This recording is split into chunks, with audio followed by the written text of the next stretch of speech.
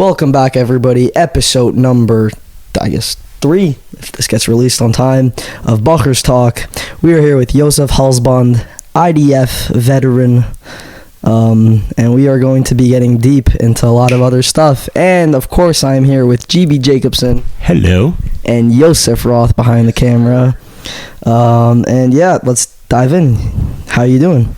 Doing good, man. It feels good to be here, honestly. I'm excited to be here with you guys on the podcast, in this location, in this building. I'm very excited. The year's going to be amazing. You know, I have a lot of history, a lot of past, a lot of experiences. I'm very excited to share all that with everyone, both in the podcast and in the year, as well as grow from all you guys in the most amazing ways. All right. So, where did you grow up? Let's go back all the way down. Where did I grow up? I was born in a country called Venezuela, in a city called Caracas. And then when I was a baby, we moved to Miami. I grew up in Miami, Florida. Classic story. Went to yeshivas. Classic story of not being able to stay in the yeshiva. 4, 5, 6, 7, 8 yeshivas. Later, I left Australia. I was in Australia. My uncle was the dean there, the mashgiach there, and he kicked me out after a few semesters. I don't blame him. I wasn't really doing things I was supposed to. And then I went on birthright. I started working. I was in New York. I got a basement there, and I was living, partying it up, having a good time. After that, towards the end of that summer, I decided to go on birthright. And on birthright, I was so inspired about everything that was happening around me and just extreme fun and everything Israel seems to show you what the army is and what the country is, because the country is amazing and the people there are amazing. The army has its tweaks, but I don't regret drafting, and I decided to draft on birthright. What year was that? That was the summer of 2018. I signed up on birthright a few days in. Few days in? Oh, so like right when you came to Israel, like you already had it indecision in your brain. I didn't want to go to the army a year before I ended up drafting. But then I had a conversation with my cousin. He was like, "Why do you want to go?" And I got persuaded not to go, kind of thing. But then when I was on birthright, all those feelings of me wanting to go to the army and serve and all the things I would experience came back up. And I was like, you know what? I'm an emotional guy. It was too inspiring for me not to. So I signed up on that day with my couple of my friends. Hold up. How old were you when you signed up and went to, I guess, birthright? 18 years old. I turned 18. So right when you turned 18, you went... A few months after, yeah. About 5, 6 months after. Straight to army. Well, right when you got there. That's crazy. Yeah. It was a really cool experience. I really, I really had a good time. It was fun. That's one word I would say about the army. I had a really fun experience. I grew in many ways. I don't regret it in any way, shape, or form. It wasn't what I expected, that's for sure. It wasn't the kind of army that we imagine what an army is going to be like. I'm not going to compare it to the American army because I've never been there. I've heard some of my friends tell me that it's also kind of ruckusy over there.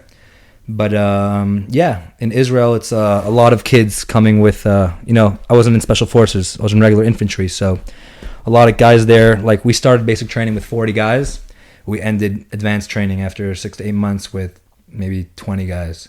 And that wasn't even because they weren't able to. That was just because they were all little babies. Like they didn't like. They weren't wanted to hit reality. They never wanted to be there from the beginning. Yeah, and they were just giving problems. And honestly, it was hurtful that like they even let that many guys pass because it was hard. On like when you're walking 45 kilometers and you have like 30 kilos on your back and you're going and like night day, you haven't slept at all, and then like they open up the stretcher at like the last 5 kilometers and everyone's dead. There's no definition to like describe one person is more dead than another person. Your strength doesn't matter after the first 10 kilometers. It's just your mind. You have to keep going. And you see these guys that like, not everyone comes to the army with like the same maturity as like Americans who come like ready for everything, ready for action, ready to be, the proper soldiers they want it to be, with camaraderie and respect. These guys just like some guys, it's not so common, but sometimes it happens where like you really get let down by like the lack of friendship and help, and like they don't want to like switch you under the stretcher, which I'm kind of giving a bad perspective on like that part of it. But in reality, you really do see when you're broken down to your core, you really see what kind of person you are. Like that's when the real person comes out, no matter how many conversations or friendships or not. That said, some of those guys that like I despised because of those training times and because of all those things, ended up becoming really close friends with them after. That's the way life works, Friends become enemies, enemies become friends, especially in the army. Brothers in arms are brothers for life is what we say in Israel. Yeah. It's like. So like, yeah, those are my boys. Like those are my guys. Like through everything from up and down. Like I really love those guys, and I'm appreciative for everything. And we all grew. We all grew immensely. Did you go to like a sort of say like a, from what I know of people that went, did you go to like a kind of like a basic training before the army, like a boot camp, but it's not officially according to the IDF? Mechina, it's called. Yeah. Preparatory army. Yeah, there's different styles. I went with whatever the army told me to go to, so it was like kind of camp. It was really the camp. It was like a little bit of army thing. Some of the guys who the counselors there were in the army, mostly girls, but the guy in charge came out of special forces actually. And yeah, it was fun. We kind of just like chilled and played some games, and we had some like, they woke us up in the middle of the night, threw like fake grenades, like poppers in the room, and like we had to like get up and crawl in the middle of the night just to kind of get into the army vibe and whatnot. We are like so sick of it. Like after a week or two of that, they made you do crawling and like on soccer and stuff. So that I did even before I went to Mechina. That nice Gone Soccer. Yeah, that's a park in Jerusalem. I was doing that before that. I did a voluntary pre-army training program called Sevet Mikey. I saw the shirt from there. And it's done with the Lone Soldier program, and through that program, we did a whole bunch of workouts. And honestly, I was just like probably more fit there than I was throughout the army. Like I came ready to be like destroyed, and more than the physical, it is very physical in the army throughout training. But more than the physical, it's like you said, it's the mental. It's like just keep going. Everyone's dead. You got to keep going. That's what it was. Well,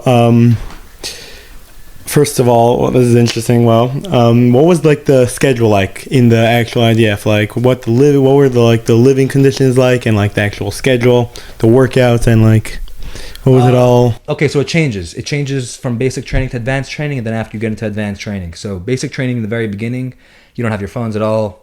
You wake up in the morning, it's like shtuyot, it's like games. It's like games. It's like they make you go crazy. Like wake up in the morning, like okay, if every single person in your unit is not in formation on time, then they make you all get back into bed, and then they make you get out of bed and then change out of your clothing again, and they make you do that literally. Take off your pants, put on your pants. Take off your shirt, put on your shirt. If not everybody is back by the time, they always say Zman haba, sha'on. They start off saying sha'on, like clocks, watches. Everyone beeps the clock, restarts their timer. You always have to have a watch, electric watch, and they say Zman haba, then time to come, hayitem po. I'm saying with after you have to, like, after you finish brushing your teeth and getting dressed, okay, 5 minutes go.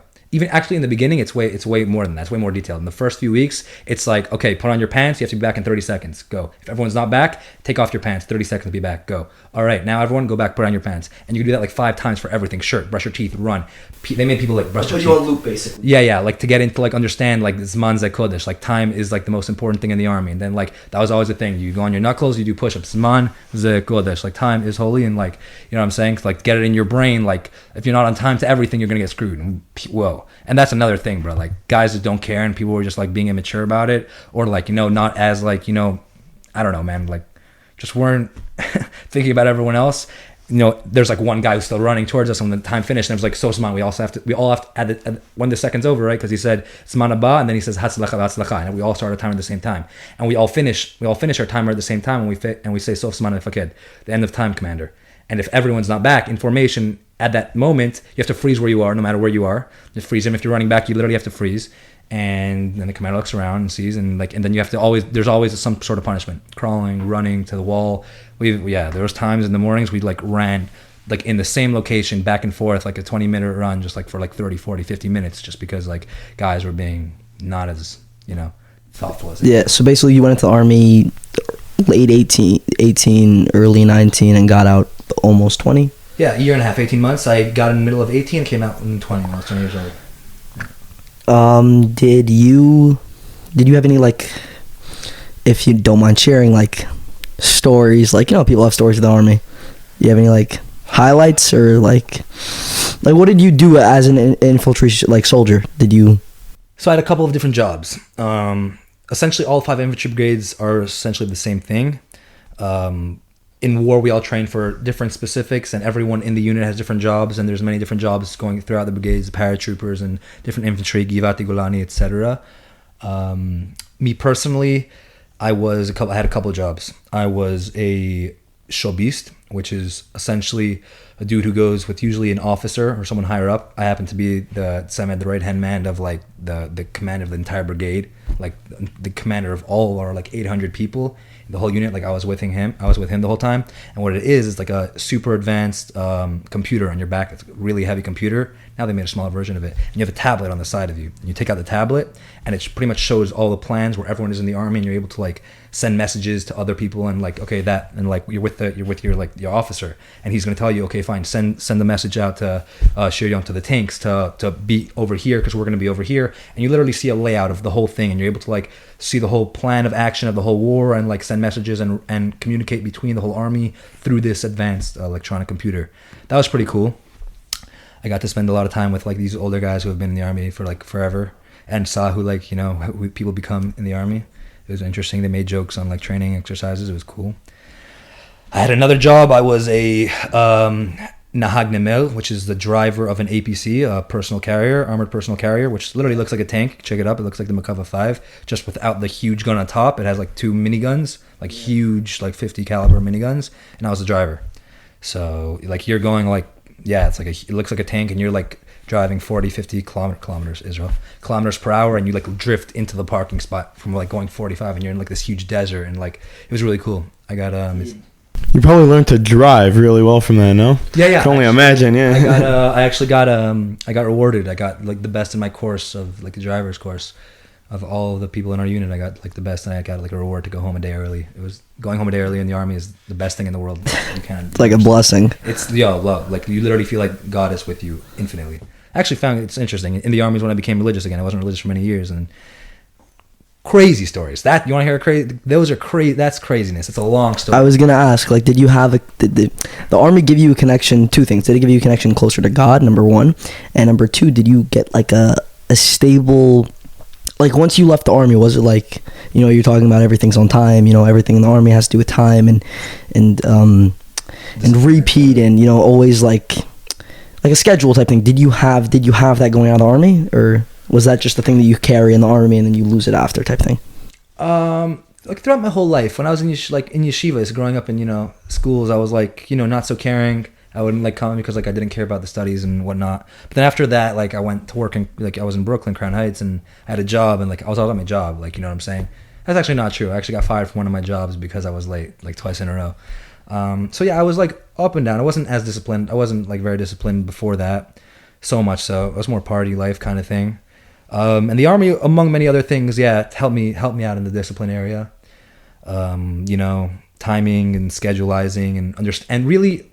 When we're talking about discipline and timing, understanding and appreciating how much we could get done in a day if we calculate our time and schedule properly. That was a big thing for sure, yeah. When you were in the army, did you have like free time, like to, I don't know, go on a hike, to go out at night? So in basic training and advanced training, you have 1 hour. A day? 1 hour before you go to sleep. And in that hour, you have to shower and brush your teeth and smoke a cigarette and get a snack and go buy some snacks from the store and call your people on the phone and use whatever you want on the phone. So yeah, it's like very minimal time with the phone and like that 1 hour break. But after training, yeah, you have your phone all the time. And then whenever you're not like doing an exercise or whenever you're not on watch duty, you switch off. After you finish training, when there's not war, God bless, excuse me, you switch off from 4 months on duty, which means 4 months you're either by a border or you're by a city and you're doing missions and you're doing watch guards and you're doing stuff like that. Mostly watch guards called Shmila. Whoa, those are intense. 4 hours on, 8 hours off, 2 hours on, 4 hours off. It's like consistent for days and days. Just sitting there guarding, sitting there looking at a city or looking at sometimes literally nothing, a mountain. Just there's an outpost there and you have to stand there by yourself with no phone, nothing, just gun for 4 hours. It's intense. You said you had like you said a longer story about how you became religious in the army. Yeah. I ended up going to a religious unit actually. Because I was like kind of convincing myself I wanted to become religious. I kind of didn't want to go to the other units. Like you end up skipping this like Hebrew learning program if you don't go there, because in the Hebrew learning program, it's like a 3-month course that you go to if you don't know Hebrew that you have to go to if your level's not good enough. All the commanders are girls there. So if you're going to a religious unit, they don't send you there because it's all girls, not appropriate, etc.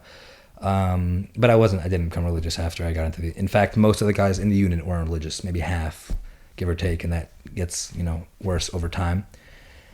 But then some craziness started happening. I went through a lot of things. I wrote down a little bit actually of it. I have a few notes about it, like a few pages written out my story. But yeah, I was like I remember like, wow. I started dating at that time, and this girl that I knew for many years, very amazing girl. And because of that, I started thinking about my life in a really serious connotation. You know, I started thinking about the future, like for the first time in my life. You know, I really liked someone for the first time, so I was like automatically I started like picturing how my life would look like, you know, in the future. And some feeling inside of me just like felt that I knew I wanted to grow like a religious family, like a Jewish family. It was like hard to describe. I just felt it was right. The whole time, whenever I wasn't religious, I knew something was off. I knew what I wasn't doing wasn't completely right. I couldn't pinpoint it, but I just knew it was off. So when this started happening, I was like, okay, fine. I want to have a Jewish family. I want to have like a religious family upbringing. I'm going to start doing a little bit. You know, I'm not going to go crazy, but I'm going to start doing it. I did end up going crazy, way crazy to like extreme degrees that I fell super hard because of it. And that's what I've been doing for the last 4 years, learning a balance. But I started doing a little bit here and there, putting on tefillin, you know, phylacteries here and there, and like and I felt really good about it. And I was growing, and like my girlfriend at the time, she was like, "That's amazing, as long as you know, don't be all annoying about it with me, but like, you know, you do you, and that's amazing. I'm happy for you that you're finding your path." But then within a few weeks, I was like, in reality, like, how am I supposed to grow a Jewish family, a religious family, if like I'm religious and she's not? Like that's not going to work. So I ended up breaking up with her, and that was hard. That was really hard. That was like me for the first time in my life, like looking up at God and screaming and crying. Were you in the army then?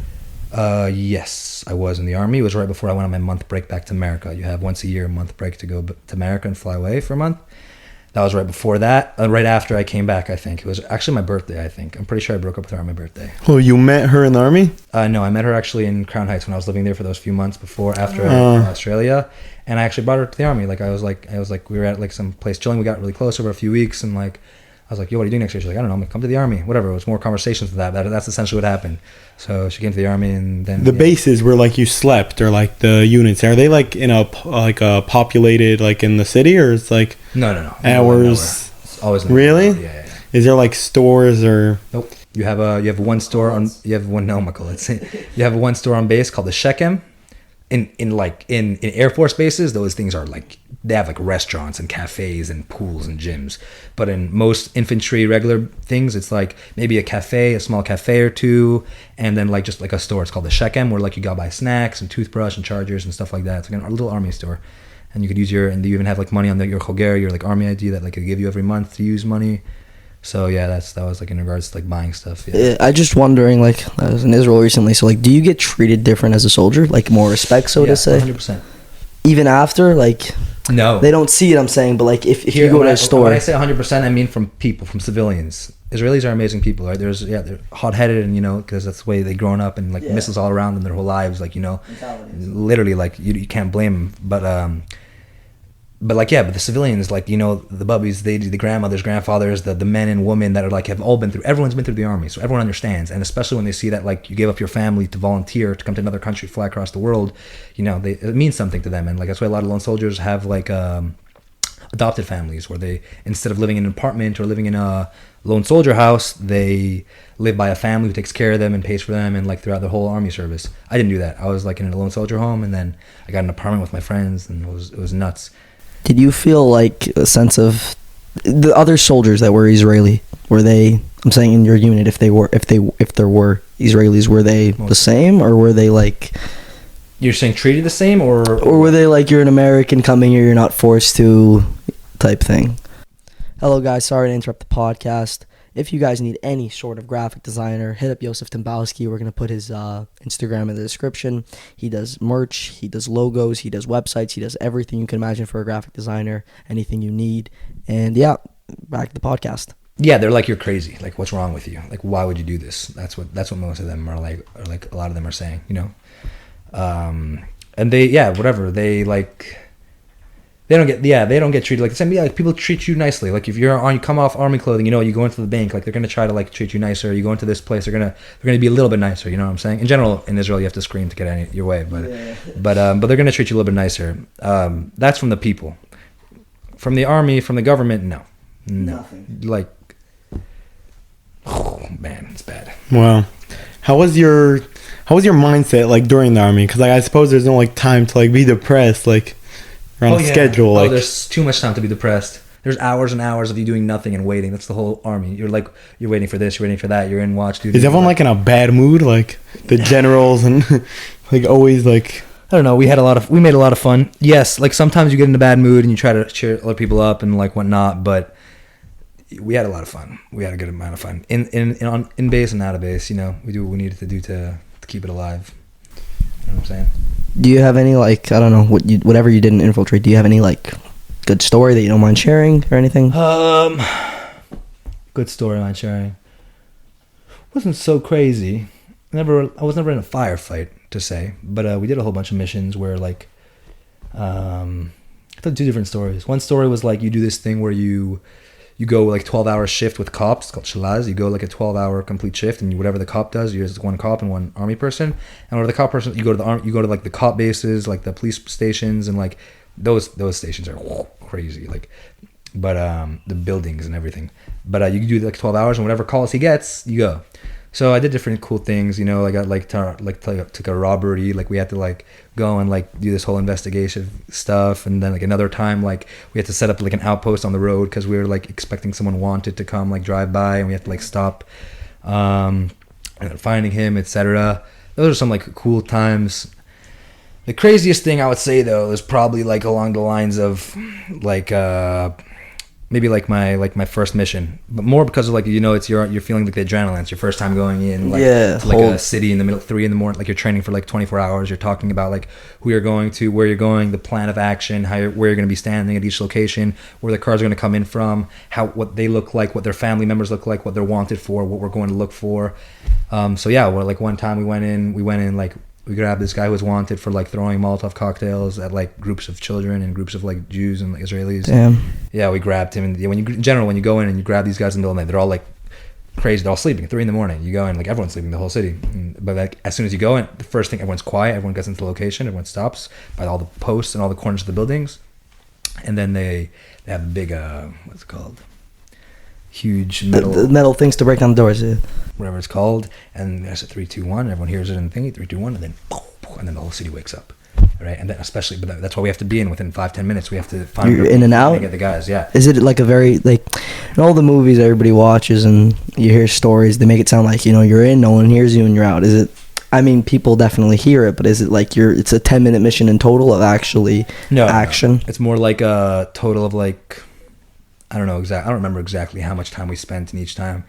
Maybe between like 10-15 minutes and 30 to 45 minutes, depending on how dangerous the area was and how safe we felt and whatnot. Like, yeah, there were times people start throwing stuff at you, of course, like, you know, huge rocks, and like, you know, people like someone chucked the donkey. My friend's crazy stories, fridges from on top, like throwing like donkeys off roofs, bro. crazy stuff. And you have to get the guy, make sure like, you know, he's not giving you any problems. Well, there's tons of army dudes like with guns like at him, like he's not going to give you problems. But sometimes they get a little aggressive. Yeah, sometimes you got to push them against the wall, shove them in the van, like show them what's up, because like, you know, it's messed up. I don't know if you mind me asking, but did you ever kill someone? I did not. No, did you ever get into like a fight? Like, not fire. So like I said, not a firefight. There were a few times where like we were guarding.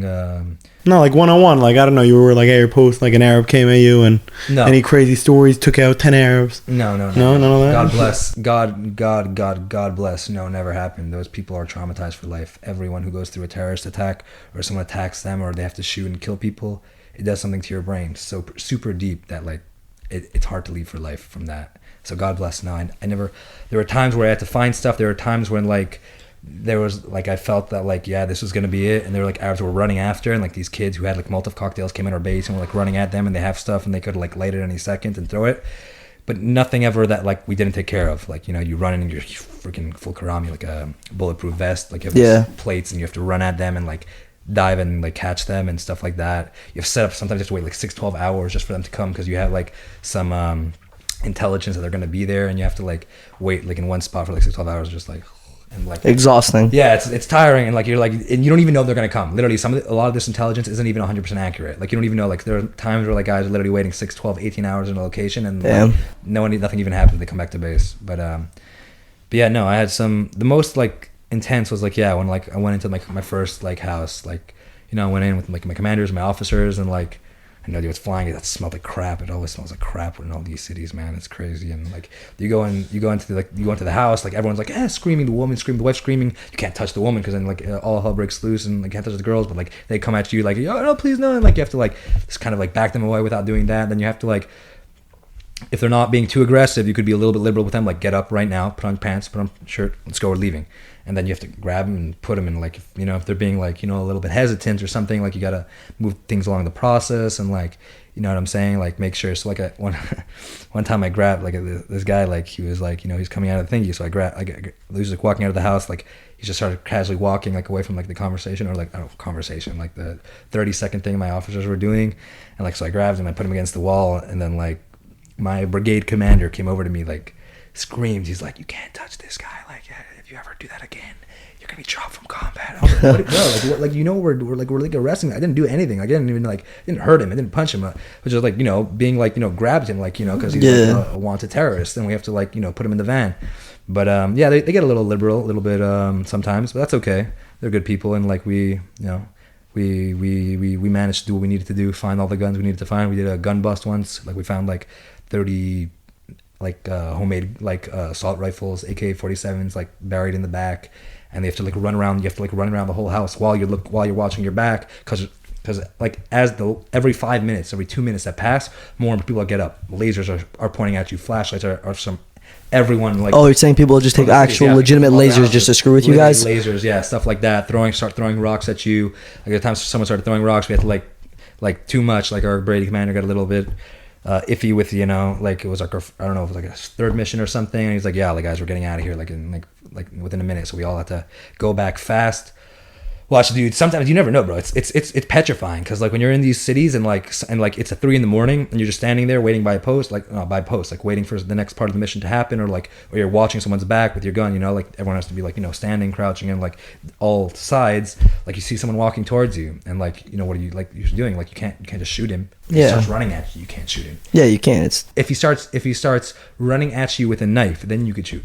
Yeah, first of all, no. You have to have an intention to the. Yeah, no, it's worse. It's crazier than that. First of all, you have to shoot in the air or something like that. The warning shot, and then even after that, if it's a knife, you can only do it in the leg, whatever.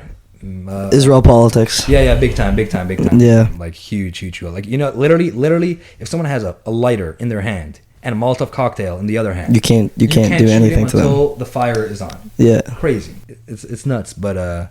That's the rules. They get a little. You go to jail. I know people who've gone to jail for like craziness.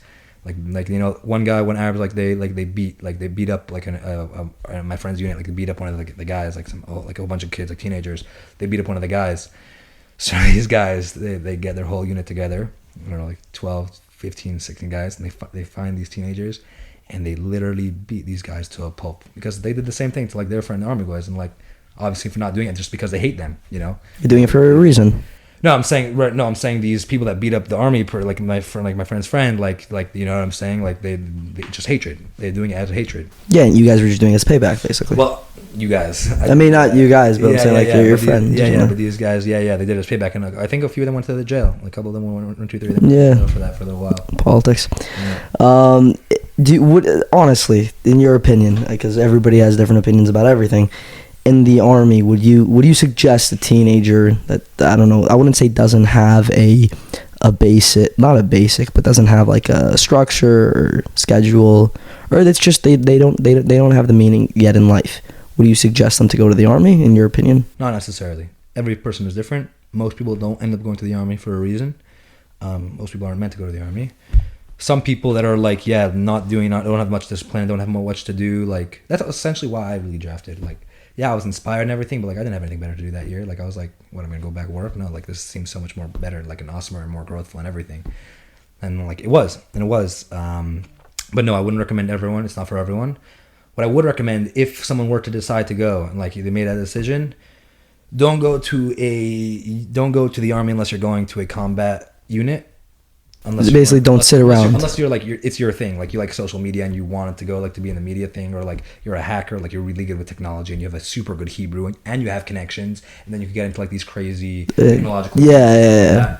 But most of the units in the army are jobnikim, what they're called, non-combat units, which are like most of them are just like, less than fun. Let's just say like we think like we have like it's just boring for them. Like, They sit around. It's like a lot of whatever. I don't want to say sit around. They do a lot of important stuff, watch cameras and stuff like Yeah. that. But sit on their ass and watch cameras. Do most Israelis, as in citizens, do they? I'm wondering if do they go to infantry units or Like infantry? Yeah. No, most can't, even if they want. No, but most don't. Why? Because the 99% of all jobs necessary in the army are non-combat jobs. In the Air Force, there's hundreds of like jobs that are just like taking care of stuff. Engineers, firefighters on base. Yeah. Camera watchers. There's so many different jobs. Kitchen, cleaning. Like there's so many different kinds of jobs that are just like miscellaneous that you don't like, that are not combat necessary. Are important as well in every regard. Everyone helps, but yeah, most obviously not, because most jobs are not combat. So no, most people don't go to combat. I was gonna finish and if you do go to a combat unit, I would recommend you as well go to a special forces unit. Even the lowest tier special forces, don't try to go for lower. And that's what I'm gonna say, like in regards, and especially to like people, volunteers, people coming from out of town, people not Israeli born and not born in Israel, grew up in Israel. Because what we are expecting to be army, we're gonna feel a lot more in special forces. That's where they're gonna feel like the real army experience that they want to go for. And the more high special forces they go to, the more everything that we fantasize an army is gonna be. That's what it is. Like.